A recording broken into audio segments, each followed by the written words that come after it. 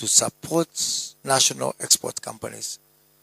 Why is this necessary? This is necessary because for 60 years, we've tried to get that small guy at the bottom of pyramid to be part of the export chain. It has not worked. And responsible government exists for where the private sector is not moving quickly to take up the opportunity. Today, there is no law that stops anyone from setting up a warehouse in a foreign country. Yet no one is doing it. So, what we are thinking of, especially from an African perspective, is there's something missing in our trade infrastructure. And the national export companies and export warehouses have been identified as one way that can be able to help that small exporter from another country who knows nothing about that country to be able to bridge that gap. So it's not something that you want to do. It's something that you have to do because it is necessary. And by the way, what are we saying about our divestiture program?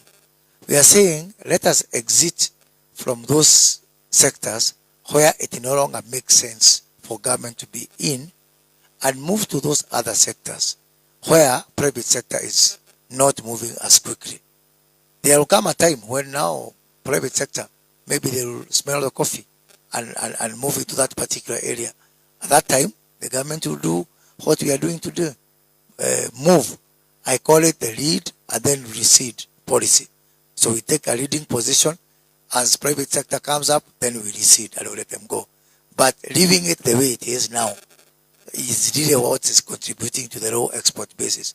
So it is something that is forced onto government, not just Kenyan government, but most of the African government, as a matter of necessity. Because I'll just give you an example.